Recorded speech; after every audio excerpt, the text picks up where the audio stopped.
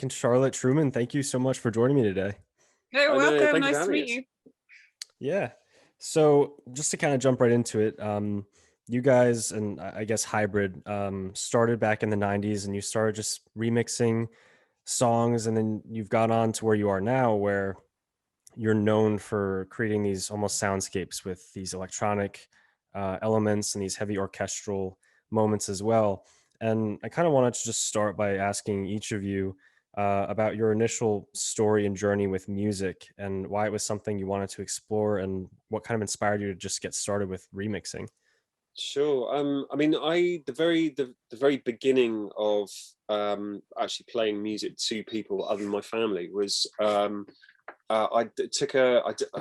been a Pink Floyd fan forever, and took it upon myself basically to do a bootleg mix. And I'd never been into the local nightclubs in the city that I lived in before.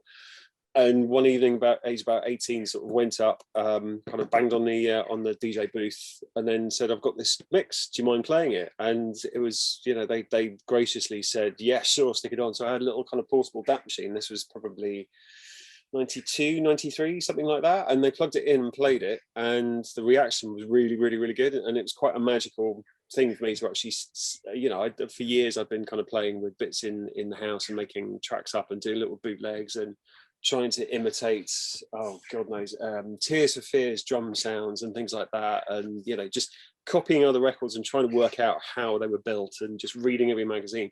But to actually hear it in front of a crowd changed everything for me instantly. The reaction made everything. So that's how I ended up being more into sort of the club culture, and then sort of bringing through sort of the start of the 2000s and late 90s with the breaks scene. And that was purely because in London at the time it was very much either drum and bass or kind of like house, and breaks was just this kind of new emerging sort of subgenre of house, but influenced by drum and bass. So we were kind of sitting somewhere between the two. So we'd go to the Blue Note for the Metalheads night on a Sunday. We'd go to Bar Rumba for Friction, which is Adam Freeland's nights, and then go to Heaven to go and see John Digweed's nights for Bedrock. So between those three, that was kind of the culmination of the sound that we really wanted to make. So it was cherry picking all those kind of influences and just being in the right place at the right time. Really, it was just the perfect time for us for the music we actually wanted to make. So there was an element of luck, but that's kind of how the sound came about. And from then on, we kind of developed into everything else. But that was the initial kind of first few years of how we got into it and why we made the music that we made. Really Cool. Yeah, cool. So obviously you were just mentioning you kind of got started back in like 92, and then I think 96 is also a year that was kind of important in terms of when you started releasing music. And yeah. so at this point, we're in 2021 and Black Halo is coming out. What's it like in terms of creating this album now versus the stuff you did a while ago? Just purely technologically, I'm thinking it's the way you make it. Does it look different over the past 20 years? Yeah, definitely. I mean, we're computer based in the sense that we record everything into the computer and then manipulate it, but we still, I think the difference before, we used to sample records. So if you wanted a break, you'd get literally a piece of vinyl, you'd find a break, you'd find a loop, you'd find something. Quite often, the Amen loop that had been sampled about 10 times on another record, and then somebody's really dodgy test pressing, and then you'd sample that, and then somebody else would sample that. So that gave it that kind of really crunchy sound. Whereas now we invest quite heavily into really, really beautiful microphones and into expensive A to Ds and kind of all that. So it's more computer based. Whereas before, a lot of it was hardware. We had literally an Atari ST or an old Macintosh. If anything, we've reverted back to using more analog equipment. So yeah, absolutely. It's the recording, the DAWs that we use, obviously they get more and more technical as or just suck power out of your life basically, and then it's like Pro Tools have got you over a barrel with every single upgrade, and it's like, oh shit, my computer can't cope anymore. Yeah, so that's a pain in the ass. But essentially the music we're making, I mean, for me it doesn't really change because I just play instruments and sing, and then I affect them with synths and stuff. So I mean, I love taking instruments and turning it into something really bizarre and something, very atonal or just something that does something with your noggin that you can't really get. But it's essentially what's the only thing that's really advanced is how the music gets recorded and what you can do with that recording once it's done. It's like, you know, Dolby Atmos and stuff like that. I mean, binaural's going mad at the moment, isn't it? So it's what you can do with that sound once it's processed and once it's done and mastered, and what you're going to do with it, if you're going to put it out in surround or there's more possibilities as well. I mean, we're on the last album, we managed to do an orchestral session thanks to the record label, but with the orchestra we used multiple layers of it, and each time you record the orchestra there's about 60 microphones, so we had 60, 120, 180 tracks of just orchestra plus probably another 100 tracks of programming, so we'd end up with literally 500 odd tracks to choose from, not obviously very rarely all playing at once, that would be impossible to try and mix, but you know, that in my 24-year-old self jaw would be on the floor, because if we get eight tracks out of Pro Tools or Cubase, it'd be a miracle. When we first met, there was a lot of swearing and cursing over the mixing desk, just basically because it's like, I've got 64 tracks and I can't get any other one, and the computer kept crashing, and it would just be like, you know, because we write in a very multi-layered way. There's loads and loads and loads and loads of tracks going on at the same time. I mean, not always, but we do massive arrangements. So that in effect has actually really, really helped. And technology as well. I mean, imagine going through a pandemic without the technology that we have at the moment. It's like we get to do Zoom stuff, we get to do remote orchestral sessions, we get to do everything, and life's pretty much able to carry on as normal without having to do the face-to-face stuff, just because, you know, technology's gone as far as we're at, and it's been made life much more sort of, you know. I must admit though, I did really get a kick out of doing an entire remix on just one sampler, when you had I don't know, like 25 megabytes of sample room and you had 4 outputs and 6 MIDI or 8 MIDI tracks, and that was a lot. I mean, we did a mix of BT Godspeed on an Akai S950, which is a really basic sampler, with a little Atari ST. So all the effects, we had to bounce things off with reverb and put it back in. So not having a million tracks and a billion different ways of doing it does limit you in a really cool way, because you have to get really clever with how you're going to use it. So yeah, there is recording to tape as well, though, isn't it? Yeah, like, exactly. I mean, the tape's about to die. We're looking, hopefully, maybe the next album or somewhere about. So I really want to get a 24-track tape and just have more things kind of committed. So it's a lot more freeing, but still, I still want to have the level of production that we can do, but find a way of doing that. So it's like, you've got that tape and that's it. And you can't kind of keep going back, and because we are terrible for kind of editing and absorbing. I know what you mean, because like when I used to write songs underneath a bunk bed in student hovel, in it, and I had this. My manager at the time lent me this Akai machine, and it only had 8 tracks. And it's what could you do with those 8 tracks, and it did make you more creative, definitely. Yeah, absolutely. You know, the Beatles did Life in a Day on 4 tracks. So, you know, it's like having 1,000 tracks. Like, why doesn't it sound as good as the Beatles? Like, oh yeah, okay, not quite as clever as. So no, it's cool, but I think we do kind of try and limit ourselves a bit. But I did like that period when you had to make do, amend, and kind of be creative about how you could do it. But you know, it's cool. But we're lucky that we get to have that choice of how we want to do it. And now we've got our bands expanded. Now we've got Simon Hansen, drummer, and Stu Morgan, who plays everything. So the Morganator. So we've got more people involved, which is great. So the layers are kind of like getting exponentially bigger. But now we're writing more. We're thinking how it's going to translate to playing live. So whereas before we're like, oh, we'll figure it out afterwards, it'll be fine. There's a way of doing it. And now everything's kind of built with like, well, that sound great with kind of live drums, and then Stu should have that guitar line there, and so it's kind of changing the way we're doing it for the better, I think. So it's kind of limiting possibilities yet again. So. Right. Yeah. Super interesting. The kind of way that technology helps and maybe hinders and opens opportunities and stuff. Absolutely. Sorry, we do tend to ramble on a bit. You can tell us to shut up. You can always do that. Put the hand up. It's like, shut up. Shut up. Okay. It's fine. I like the rambling. I like good answers. But so you guys kind of went on when you started, like we mentioned earlier, you were doing remixes and stuff, and then you kind of developed and and now you've done a ton of work on film, a ton of songs on a lot of like really high level movies and blockbuster, honestly, like with the Fast and Furious films. How did you kind of take that leap from we're doing remixes to we're working on movies now? And yeah, like what inspired you to try and get into that, and how did it happen? Well, the stepping stone was for you, but we've always been hugely into film scores. Like when my mates were buying New Kids on the Block or something awful, and I'm really showing my age now because that's embarrassing, but I'd be buying film score CDs and stuff, and I'd be watching movies, and I was fascinated with the way, and it's the same for you, isn't it? Yeah, absolutely. With the way that music guides a plot and sort of helps the audience, not like you have to spoon feed people, but it's almost like a second stage psychology where you're sort of leading people into certain feelings and guiding the storyline through music. I just thought it was fantastic and amazing. But the stepping stone to actually getting into it is that you need to talk about that. Yeah, well, I mean, go back to that briefly though. I think for me there was a huge realization about the same time that we started releasing records, that when you listen to film scores, music doesn't have to be in that certain, club music has got a certain kind of way of putting things together which elicits a reaction from the crowd. Pop music's got a certain thing that you get a certain feel because the chorus is coming, the bridge is coming, and it's relatable.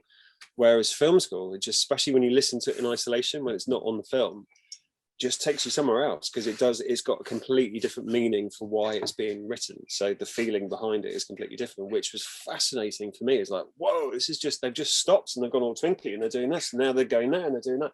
And a lot of early, gives you so much more freedom as well. Yeah, it's like it's being written for a different purpose, isn't it? So you get a different feel from it. You get to write in any style. You don't have to just stick with the stuff that you are known for or the stuff that you usually do. And it pushes you as well musically to use different instruments, use different techniques. It's a fascinating sort of journey when you're doing a film score because you're like, okay, we need a Chinese erhu, and I'll order one from eBay or something, and it'll turn up, and I'm like, how the fuck do I play this? And then you're just like, the beauty of YouTube. YouTube, here we go. and then we'll put it through loads of different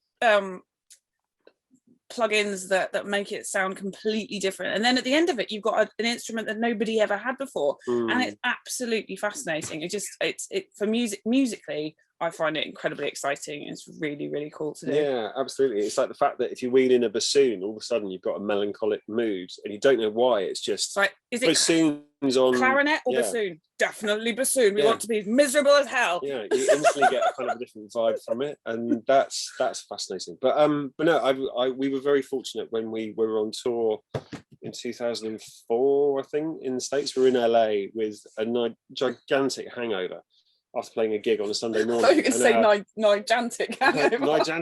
Gigantic hangover. And it's still going now. It's like 20 years later. And a lawyer who we just met recently, she back then, she also represented this composer, Harry Gregson Williams, who had a studio out in Venice. So we got introduced to him, and I think he had a massive hangover as well. So it was one of those Sunday mornings where everyone's got sunglasses on and kind of nursing coffee.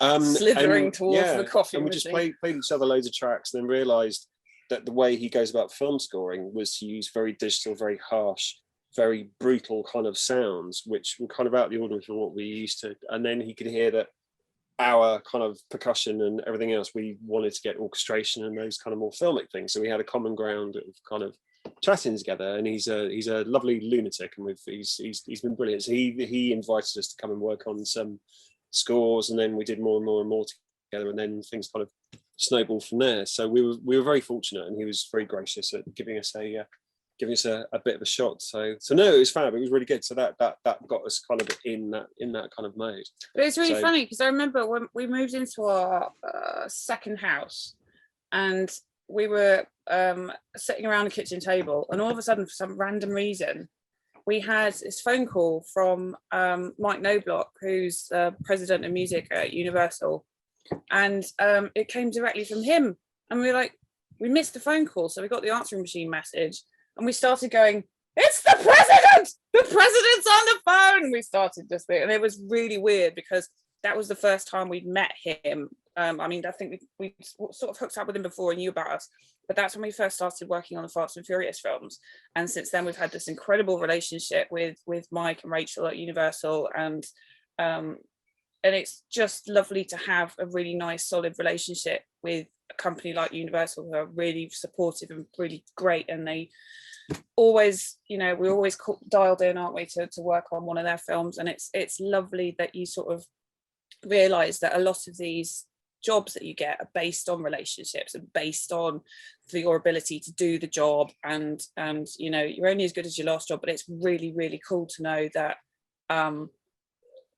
we're working with people as amazing as them, because they're just, I think it's been really handy having a kind of a band and songwriting background, because we get asked to do things which aren't just score. We get some really interesting little projects which are molding an existing song but getting that halfway between a song and a score, which is great. So having that kind of discipline is cool. But film scoring is mad, because it's kind of, I mean, you do get to put your own stamp on what you're doing, but you are kind of tied to what the director wants and what the producers want and how they want it.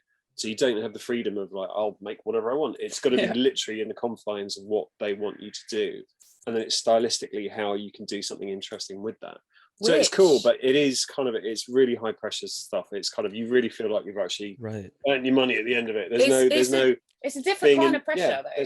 Because after we've done a film score, I mean, it's I can't say easier, because it's not easy, but you're writing something that somebody's already kind of decided what mood they're looking for, what kind of thing they're looking for. So you've got a guide map of where you're going. Even though it's really high pressure, the turnover is really fast, you've got to put the output out in as high quality as possible in a very short amount of time. Then when you finish doing a film score, you sit down and we go, right, now we've got to write an album. And we sit there going, and it's quiet in the room for maybe like hours, and we'll sit there going, now what do we do? It's the fear of the blank page. What are we supposed to write? It's interesting that you brought that up specifically, because I kind of wanted to ask about your songwriting and creative process and how you develop these really, like, they're big, like you mentioned earlier, you put together big arrangements with tons of tracks and these big orchestral electronic soundscapes. The kind of stuff that you put together for the films, and what you were just talking about, where you have this song and you get the cool project of putting it halfway between a song and a score, and then even just listening to Black Halo, where you have songs that are 6 and 7 minutes and it really has that movement.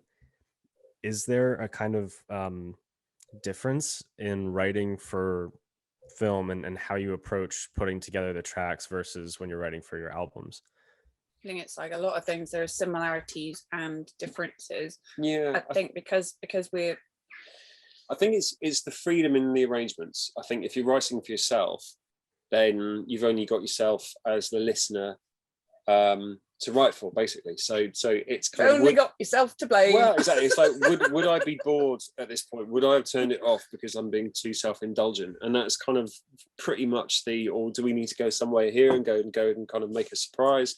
Whereas it's a bit more structured and probably a bit more rigid, because you've got the actual picture and you know that the scene is only a minute and a half long, or you've only got 20 seconds before that happens and you've got to be out of there in time. So it's kind of more of a jigsaw on film. Yeah, it's like, if somebody punches someone in the face, like, definitely need a taiko on that.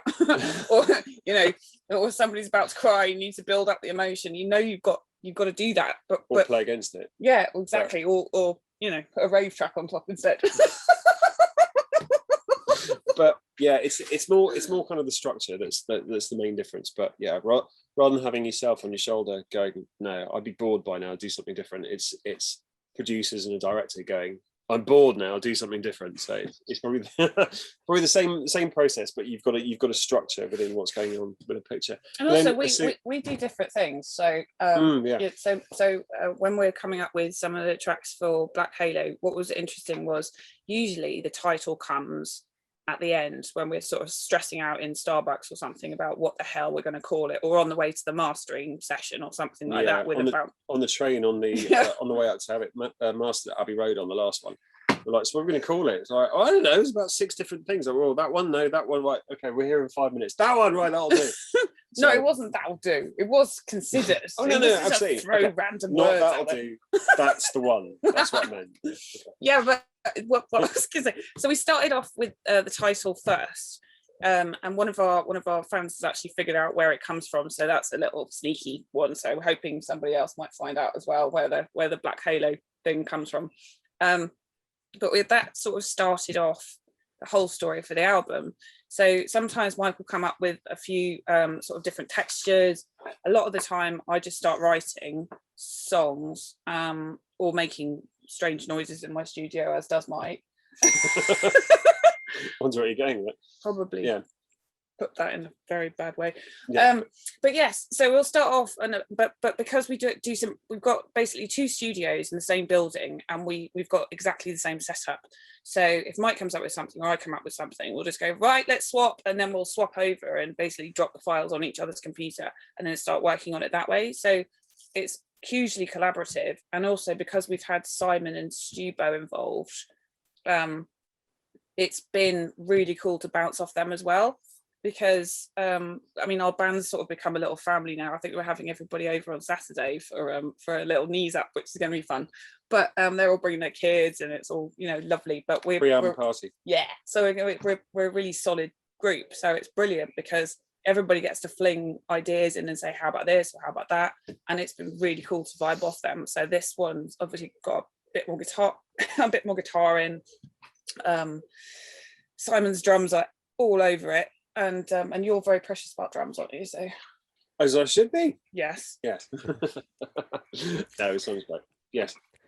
So yeah, it's been really, really fun writing it. So it's I think one of the quickest albums we've ever done, because I think the last one, it took 8 years to get it out. Yeah, a lot of it as well. It's we love taking something, if Charlotte's written kind of like a very small, not small, but a very kind of personal or intimate kind of song.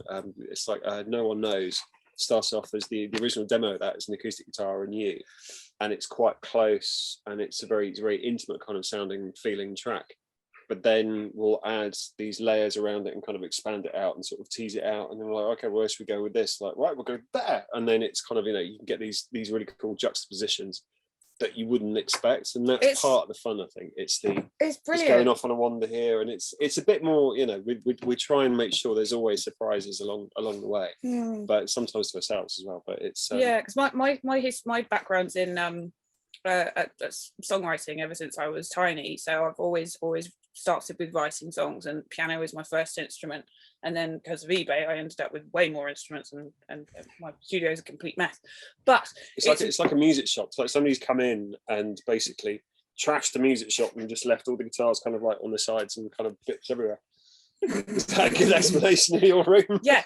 So Mike's room is pristine. It looks amazing. It looks like the Starship Enterprise and everything. I can't do clutter. I've got to have a clear Zen mind to actually do anything. Mine looks like a pack of dogs got let out in a music shop.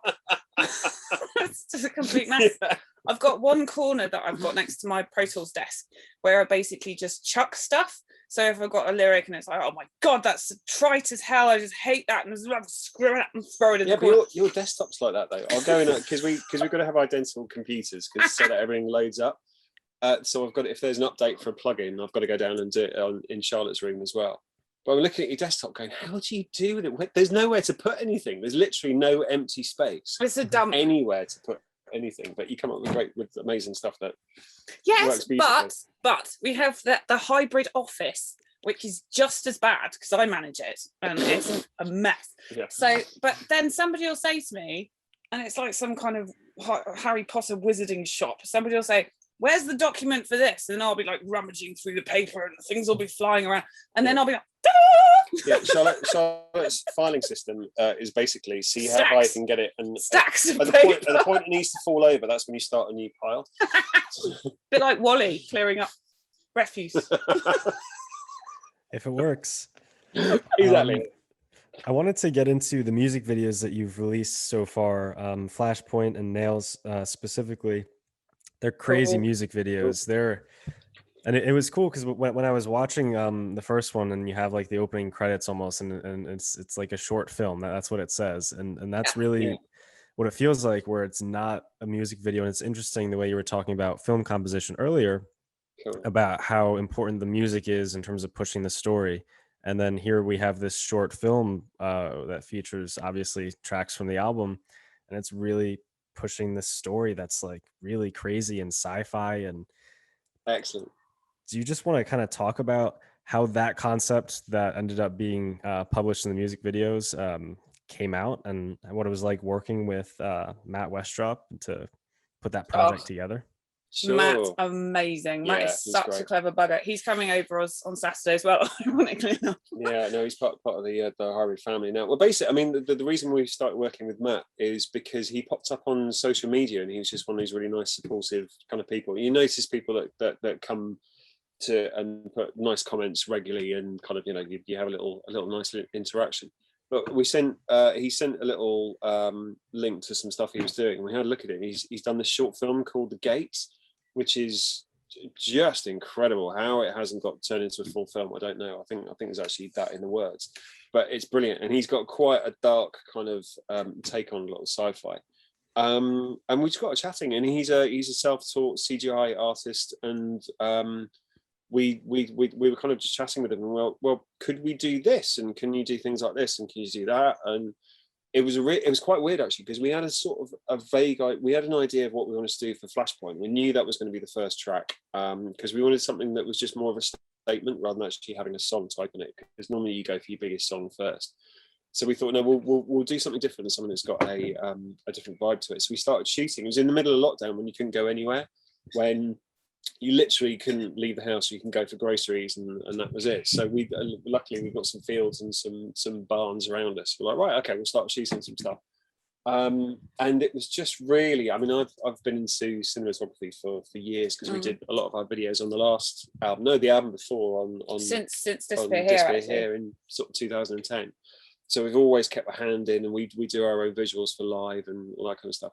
So this time we just thought, well, let's try doing a short, and we'll just have a very kind of off-kilter, maybe David Lynch kind of vibe on things. So those kind of like long push-in shots on the corridor, and you know, we worked out the best way to kind of do it, and bought some kind of interesting lenses, and yeah, it's just very homegrown. But then with Matt, he gave himself a bit of a tall order, because we said, oh, can you do like an animation of a hand? We really wanted this kind of like this alien sort of hand kind of appearing out of the goo. He's like, yeah, I could do something like that. No worries. So he did that, and you're like, well, we have to put it in something, because otherwise you haven't got any story behind it. So, well, we kind of want to put it in a sort of a lab for Charlotte to discover. It's like, easy, right? What we do is, and he gave us a list of kind of like how to do it.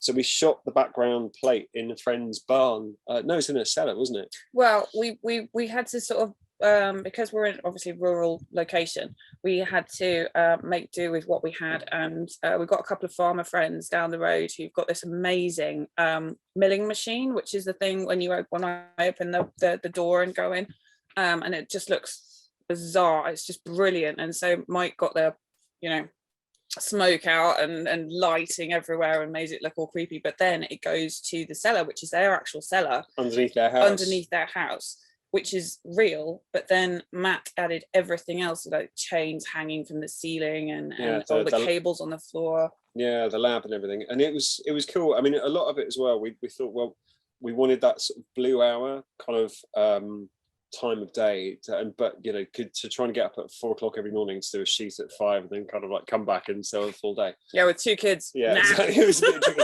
So we did lots of kind of evening stuff, and then just color corrected it, so it was kind of it was different way around. And we've got a really cool 4K drone that we use for lots of shots and for tracking shots and things like that. Yeah, the first shot over the lake is a lake in the back and beyond of a place where we live, and it was Mike's drone just flying over that. So we didn't use any stock photography or anything for that. So it's all done by us. Well, Mike just filmed it all. So yeah, it's but I think it was fun. Yeah, it was good. But it sort of draws on a lot of the films that we really love. I mean, that very sort of neo-noir kind of feel to things, where it's got, you know, David Lynch is a massive touchstone, David Fincher for a lot of things, but you know, but a lot of the films we watch have got a dark undercurrent to it, and we just get off on that. We think that's really cool, and we're huge sci-fi nerds as well. And Matt's a massive sci-fi nerd as well. So between us all these little ideas started coming out, and it was kind of stitched together. So it was we had a vague arc of what we wanted to do, but we just kept adding to it and adding to it and adding to it. Yeah, and there's going to be a third video coming out, but that will be in about 3 months, I think. Yeah, but then that basically ties in all the story together and the plot. So that'll be, then we're going to turn it into a short film and then put it out to so it's festivals. It's being shot as a short film, which we'll score, and then we'll have that. So that'll be for the fall, kind of when I'm just about to go on tour. So. But it just helps when you're massive film nerds and also like doing camera work and can also do your own music. So it's like, yay! Worked out, yeah. I wanted to get into a specific element of the album itself that really stuck out to me, and I just want to talk about that with you guys. And so obviously so many interesting elements in what you're doing with all the different tracks and the soundscapes. But the thing that really kind of stuck out is you have this voiceover, I guess you call it, kind of bookending the album at the very beginning and at the very end. Yeah. And it's a really interesting kind of entrance into the album and the story that I think Black Halo is telling, and the things that is saying in Flashpoint, very, almost existential stuff, like very interesting kind of phrases as you get into Black Halo, and it makes you kind of think about what do those words mean, and what story is this album telling you? And then the evolution of that too, I thought was really interesting in terms of what that voice is saying at the beginning versus how he shifts and what he's saying at the end. So just where did that speaking part come from? Like, how did you come up with the idea of we're going to bookend it with the speaking part, and how did you come up with the specific phrases that he's going to say? Well, we wanted, I don't think we've ever started an album even before I joined with a vocal part, have we? No, is that the only vocals, the only speeches we've actually had? We had a clip of Tony Scott, the film director, rest him. That was on God, what was the name of the track? It was on What Help. No, album track. No, Dreamstalker. Oh, bloody yeah. You don't bloody know. Hang on. No, I don't know. Do you know what? That's terrible. I'm gonna have to look on Spotify now. I think it's Dreamstalker. Anyway, you research your own music, and I'll just okay. talk. Yeah, you carry on. Yeah. So we met just out of the blue. Actually, we had a letter in the post from a writer, an author called James Scudamore, and he sent us a copy of his book called Reekin. And still research. Sorry. And he sent us a copy of his book, and it was based in an ex-mental asylum institution that had been shut down, in which he did his research and actually went to a disused mental hospital. And he said that while he was writing, the only thing that he was listening to at the time, or one of the main things that he was listening to at the time, was Disappear Here. And he basically wanted to say thank you for sort of inspiring him writing his book. And I read it, and oh my God, I was totally blown away. I thought it was incredible. And we're very close friends now, and we started the album with the sort of obviously with the title in mind, and then we wrote all the tracks, and then we thought, well, it would be really nice if we could open it with a monologue to sort of create that not cinematic experience, but basically set the tone for the album so that you know where we're going with the story. So we contacted him and said, would you like to write it? So he wrote the monologue for us based on, he heard all the tracks on the album, and I sort of gave him the narrative. I spoke to him about what it all meant, what the songwriting meant, what the ideas were behind it, what the songs were supposed to sort of portray, which is technically kind of like getting through your own personal troubles and situations, and other people's like the situations in your life that you can't control, that you just feel like you cannot get through, and then trying to find perseverance and the sort of the spirit to actually get through it. So he came back with the opening speech.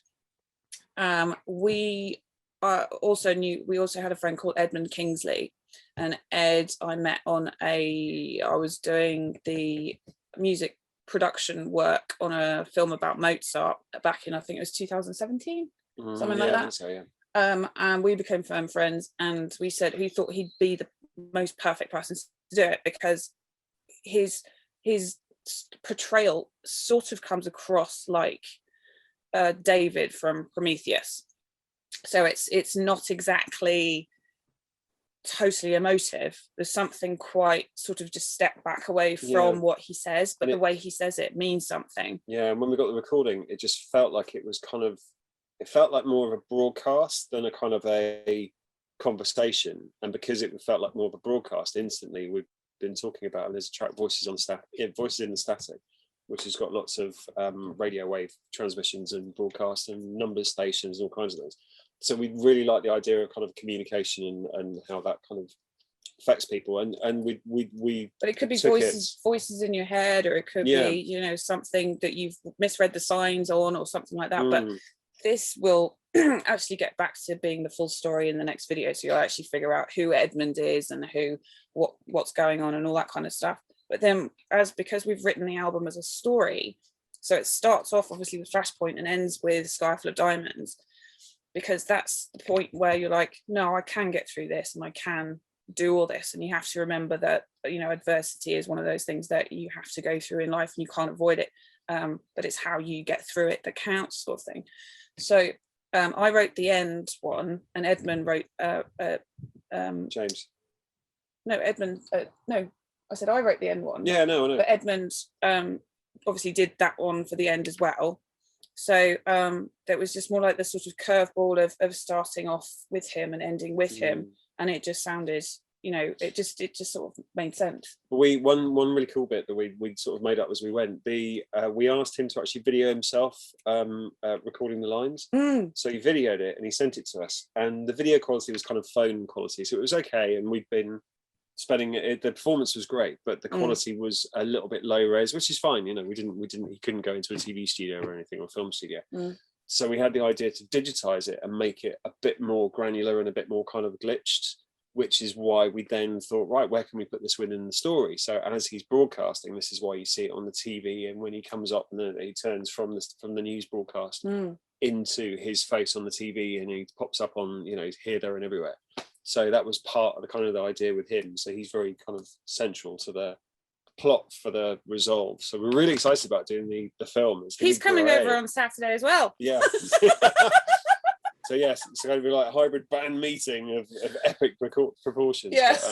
But no, it's cool. So it's all these. I mean, we're really lucky. We've got some lovely people around us, and it's like as soon as you get creatives, kind of like, well, could you do that? And you can do that, and you can do that, and you can do that, and they all kind of start scurrying around, buzzing. It's yeah, really good. Which is cool, and it's beautiful to see that. It's like kind of dropping a penny in a lake, and you see these wonderful ripples kind of spreading out. So it's nice to let people be creative and do their thing. So yes, we've got these. Yeah, it's a good crew. It's a nice vibe actually, and it doesn't. It's lovely that it comes from out of the ether. You kind of just contact people and see if they want to do stuff, and then they start working on another and doing things. And yeah, it's great. It's lovely. Very fortunate. Very cool. Yeah, that whole thing with the speaking bits and how that I thought that was really interesting. So I'm glad we could get into that. Excellent. Thank you. I know you guys have a hard stop in about 5 minutes, so just kind of real quick to close out. We're cool. We've got a they cancelled. Yeah, that's rearranged. So. Well, we were badly disorganized and basically. Yeah. So no, we're cool. If you've got stuff you want to ask, we're more than happy. All fine. Okay, cool. Let's keep going then. But no pressure if you want to. As we said, you can tell us to shut up. Yes. Whatever you need. We just talk a lot. We don't get out much. Understandable.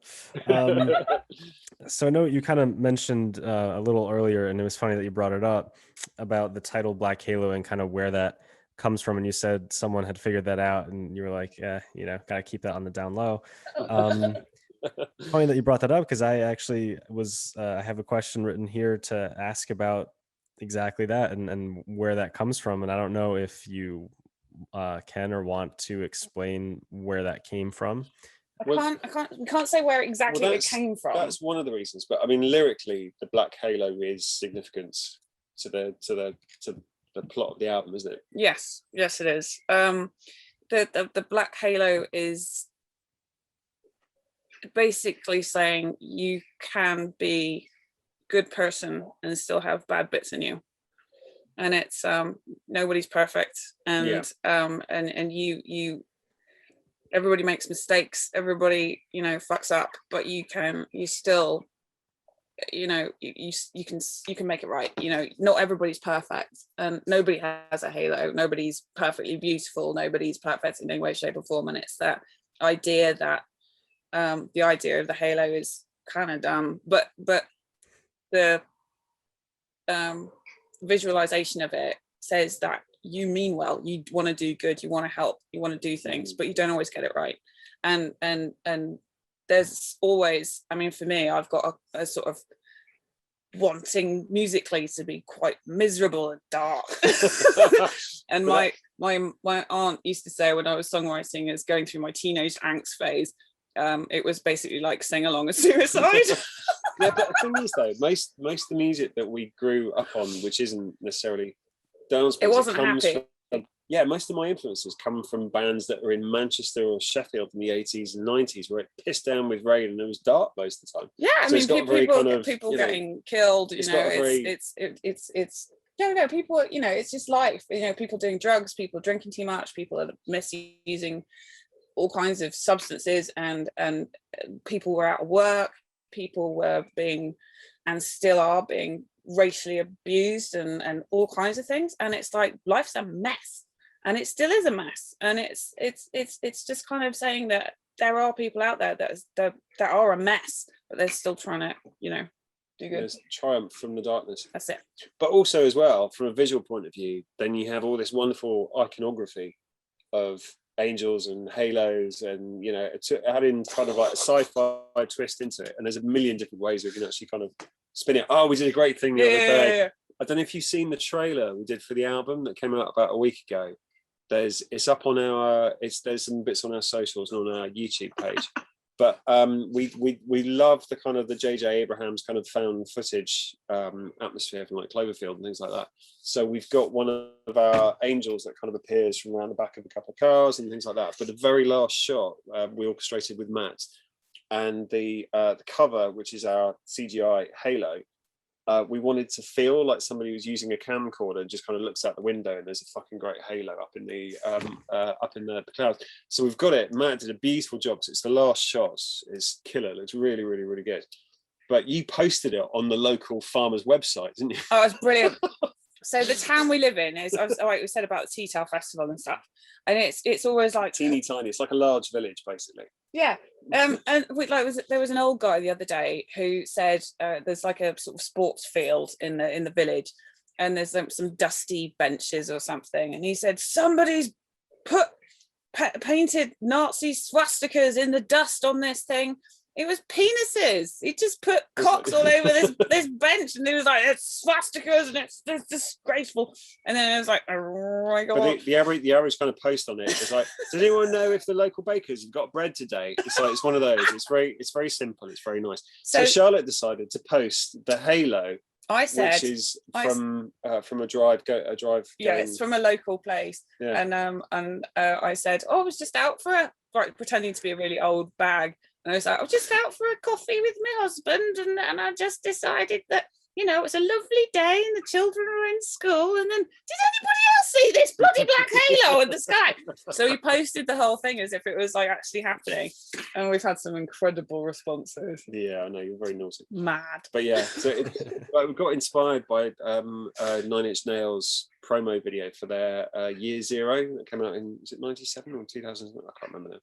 So, but yeah, that kind of whole found footage just makes things feel a bit more tangible. So yeah, it's great playing with things like that. So yeah, a title like Black Halo. Like, right, we could do this, we could do this, we could do this. Matt, can you make one of those? Yes, I can. So it's kind of one of those. Very cool. So I want to bring up a specific song real quick. I think it's the second to last track on the album, End of the World. I thought it was a really interesting track because it it felt a little different sonically than the rest of the album. Like it felt like a little bit of a step back, and there was specifically in the intro too, where you have piano and acoustic guitar, and it kind of gets into it. And then obviously there are some, heavier undertones and stuff. And how was the writing and recording of that song? And could you kind of take us behind the scenes and how that came about, and maybe even the soundscape too, with that concept of end of the world, Armageddon type stuff? Do you get into like what kind of purpose is So, behind the way you build the soundscape to give that vibe? From a cool. song point of view, we wanted to take the sort of end of the world thing, and I personally wanted to make it into more of a because it's interesting how people listen to that track and who's sort of taking it one way or the other. And that's why I think it's really good when you end up doing some writing that people aren't too sure exactly which way you mean it to go, but everybody takes it a different way, and that's cool because that means you've done a good job, so everybody can like reinterpret what you've written. But personally, I wanted to take that whole sort of Armageddon sort of statement, end of the world, and basically just mean it and strip it back to its basics, which is just you lose people, people drift out of your life, people have to go, people have to fade away, but at the end of the day you just hope that at some point you might see them again, and who knows when it's going to be or whatever happens. But it wasn't supposed to be the sort of Armageddon style meaning. It was supposed to be quite reverential, sort of a peace in yourself, knowing that this is what life's all about, and you don't have to spend the rest of your life in kind of a grief state or anything like that. You can, time will go on and you will get over these things. And from my own personal experience, losing my mum, it's like you don't have to spend every single waking moment feeling torn apart inside. You can actually breathe a sigh out and go, right, okay, I know that at some point, hopefully we might see each other again, whether we got spiritual, religious, anything like that. I'm not very religious, but I think it's really nice to actually just come to a feeling that you'd hope that at some point you might see them again at some point. And that was the meaning for me. That's what I always got from it, that it's a very personal kind of song about somebody's own viewpoint on mortality, really. It's not, which is beautiful, it's hiding in plain sight. It's not the apocalyptic end of the world. It's kind of the end of somebody's kind of relationship with being alive, or kind of it's a much more personal kind of feel. It's almost like, as well, from a sort of spiritual point of view, that when you can step back, when you've had enough time so that you can sort of function again and get back to living your life, that you can reassess and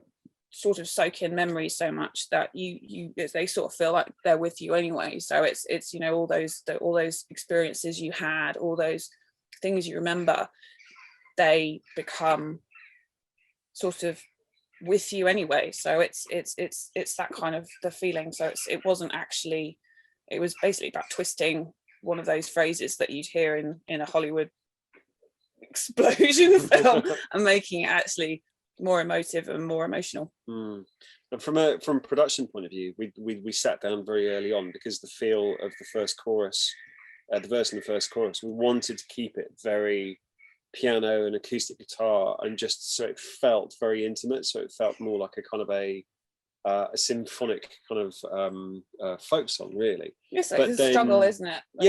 But then that twist, when it kind of kicks royally off, when it's got that uncle kind of vibe, we wanted it to actually feel more like a kind of like the 70s protest songs, just something that's got that beautiful kind of stacked harmonies over the riffs, so everything's playing the same riff, the orchestra, the guitars, the vocals, it's all about the riff. And then Stu, we just let him run right on it. We gave him the brief and he came back with that amazing riff.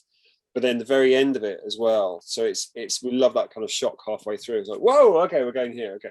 But then at the end, it should really have gone back into the chorus and been a huge outro, but we just wanted to bring it all the way back down again. and make it feel back to that idea at the beginning of the album. So it's got that broadcast kind of feel about it. So it starts very small, as if it's just literally you just dialed it in on kind of like a shortwave radio, or you're on the phone to somebody or something like yeah, that. exactly. And then it kind of expands out, and then the way we saw it visually, we do kind of write quite visually. If you've got an idea in your head, it's trying to explain that sonically. So we just saw this gigantic kind of pan back from either an apartment or somebody kind of, you know, sitting by themselves at the end of it, and just this huge pan back that goes kind of past the city and then past the state and then kind of like back out into the atmosphere. So that was that sort of like end. So yeah, so it was written from a visual point of view, but we wanted to tie in that kind of broadcast shortwave kind of idea into the end of it, which is lovely. So it just gives it a nice warm reprise at the end.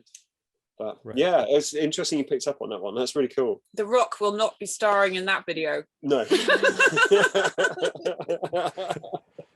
He's very busy, but yeah, that was it's not that was too a really big. beautiful song, and oh, thank you. Thank you. Kind of the production and the way these things can be reinterpreted, which is I imagine as an artist a really cool thing where I love it. Love it. You're going in and you know what it means to you, but to have someone else say, well, this means something to me, I think that's kind of what art is all about.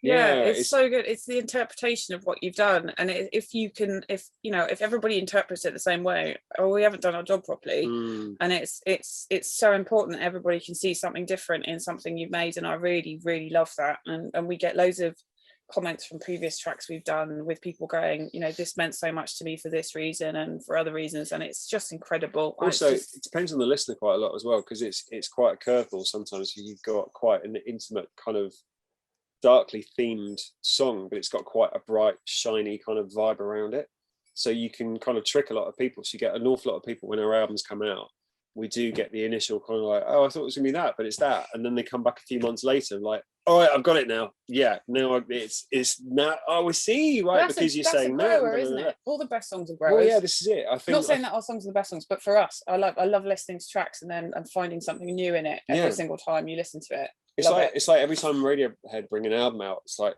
I hope I don't really like it instantly, because it means I've got more time with it to actually get to know it and then appreciate it more. The ones that you listen to and like, yeah, great, I'll listen to it another 2 times and that'll be it. Whereas, the great, really good albums, you should have a bit of a kind of a friction with to begin with, and you grow to kind of get into it. It's a bit more of a challenge then, isn't it? Yeah, and it depends on how you feel at the time you're listening to it as well. I mean, depending what mood you're in and what place you're in, and how you conceive of what you're listening to. So that's brilliant. I love it. I love it. It's part of the fun. Best job in the world. Yeah, it's part of the jigsaw. You get to kind of like hide the little messages and kind of like you can divert the attention with that noise over there, when in fact what it's really doing is kind of over there. So it's cool. We get to play with that stuff. Having said that, I get so depressed writing songs. It's just like, it's the best job in the world. Like, I'm so sad right now. It's your job as a songwriter to be morbidly depressed while you're writing. It's true. Otherwise, you'd be writing pop and you want to kill yourself. So no. Get that filth away from me. So just to kind of close out, I know obviously a lot of this was done during the pandemic and we're kind of coming out of that, and I think I saw somewhere on your website that you might be playing some shows soon. As this album, the first one. That's exciting. Yeah, as this album kind of comes out, which is I think it's early July now, it's scheduled for. Yeah, what's the kind of exciting things that are on the horizon as we move forward now? Well, we've basically it's putting it in front of people, which I think everybody's really missed, that interaction of actually being in the same room, listening to music collectively as an experience, which is, everyone's really missed out on that in a big way. So it'd be lovely to actually get out and start actually playing that. We've got a lot of new material we're working on as well. Yeah. So there's lots of kind of projects and bits we do. I think, because for us it's to write an album is quite a big undertaking, so it's like a year where we have to block everything out and literally just concentrate on that, and sometimes takes a bit longer, but it's generally about a year now. So I think we're going to do some smaller kind of chunks of projects, so large EPs or mini LPs, and there's more things we're kind of planning at the moment. And so potentially a few collaborations as well with some other artists. So I think we're going to have some fun writing with some other people as well. So it's kind of like I mean, we've had to kind of bend to the way that things go now, so it's very difficult to sit in an ivory tower and kind of be able to come up with a concept double album, whereas you've really got to kind of like have more things going on, which is cool. And also I think it's more for us as writers, it's quite invigorating to be able to kind of just come up with 4 tracks or 5 tracks and have a small theme, so it doesn't have to be the whole thing, and then go, right, we can do that one, then we can do another one, rather than not do anything or not have any visibility for about a year. Yeah, I think, so we're going to do a lot more sort of frequent releases, aren't we? So we'll probably put something out every 4 to 6 months ish. Probably even sooner than that, hopefully. Yeah, so there's not so much of a wait, and I think it will be more freeing for us as writers and more fun for sort of people listen to us to actually just sort of get more of it, because sometimes when you put an album out and it takes 2-3 years for a release or whatever, and I think this has been how long between release, I can't remember. 2 years. 2 years. Nearly 3 years. Sometimes because you've spent 2 years writing, but you've still been writing all the time, and then 2 years have passed, and then some people go, oh, well, this has changed since the last time, and then you get a bit shocked. But I think if you've got more frequent releases, it's easier for people to actually see where you're going and what you're doing, and sort of get involved in that. So I think that's our aim, isn't it? Yeah, but I want to see the whites of people's eyes down the front. Yeah, so let's play some live music and get boisterous again. But shouting lemons. Yeah, we've got a lovely group when we play live. It's a very, very happy kind of inclusive kind of vibe in the room. So, but it's nice and bouncy. I think it's the old club ethos kind of shines through most of it. So it ends up being a proper knees up, really. Where's Stian from? Norway. Norway, yeah. Norway. So we've got a friend of ours, a fan of ours from Norway, who's given us a challenge. So at the end of the gig, we have to get the entire audience to say a saying. So Norwegian kind of. It's supposed to be a children's sort of saying or something, but in the literal translation it says, "Good night in the bathroom, you old chocolate." Yeah, but apparently it makes sense in Norwegian, but in English it makes no sense whatsoever. So we're going to have to shout "Good night" in the bathroom, and we're hoping that the audience is going to say "you old chocolate" at the end of the gig. So it's going to be a thing. Just for Stian. But yeah, no, it'd be fun. It'd be really, really good. But it'd be nice to get back out and get some dates going. And we are planning to come to the States, certainly the East Coast, early next year as well. If not at the end of this year, it'd be start of next year. So yes, the wagon will roll into town. Super cool. Very exciting. Well, it's been a real pleasure to kind of get behind Black Halo a little bit and pull back the curtain and see kind of what went into the production on it. Thank you so much, guys, for taking the time. Oh, it's been a really nice interview. Thank you so much. It's been lovely to chat with you. You just let us babble completely. Yeah, and you asked some great questions. Of course. Thank you for letting us get it all out. It was really, really, really good. Really enjoyed that. Thank you very much. Awesome. Yeah, I'm glad you enjoyed it. And when your next projects come out, I'd love to link up again and we can kind of go into them. Absolutely. Yeah. Really good to talk to you. We'll hang on to your email address. We'll let you know when there's new bits coming up, but there's going to be quite a few sort of curveballs coming up soon, which is fun. So we'll get new music to you in due course. Awesome. Sounds good. Oh, take care. Thank you very much. Bye.